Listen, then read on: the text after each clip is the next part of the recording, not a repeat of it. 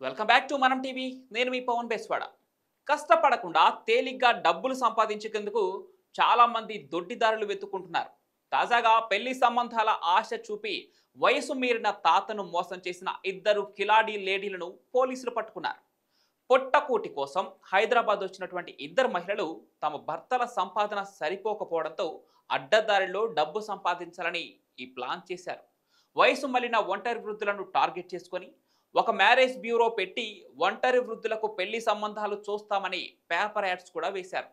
ఈ యాడ్ చూసిన ఖమ్మం జిల్లాకు చెందిన 80 ఏళ్ల చిన్న కొండయ్య కిలేడీలకు ఫోన్ చేశాడు. పెళ్లి చేసుకోవడానికి ఒక అందమైన మహిళ ఉందని, హైదరాబాద్కు రావాలని ఆ ఫోన్లో చెప్పారు. దీంతో సదరు తాతగారు గంపెడు ఆశలతో హైదరాబాద్కు బయలుదేరారు. ఇద్దరు లేడీలు ఆయన్ను సికింద్రాబాద్లోని ఓ షోరూంకు తీసుకెళ్లి దాదాపు 2 లక్షల విలువైన చీరలు, సారెలు, పలు రకాల వస్తువులు భారీగా కొనిపించేశారు. ఆ తర్వాత మళ్ళీ కలుస్తామని చెప్పి వాటిని తీసుకొని అక్కడి నుంచి ఉడాయించారు. ఫోన్ స్విచ్ ఆఫ్ పెట్టేశారు. దీంతో మోసపోయానని గ్రహించిన ఆ కొండయ్య పోలీసులకు ఫిర్యాదు చేశాడు. ఇక రంగంలోకి దిగిన హైదరాబాద్ పోలీసులు ఇద్దరు మహిళలను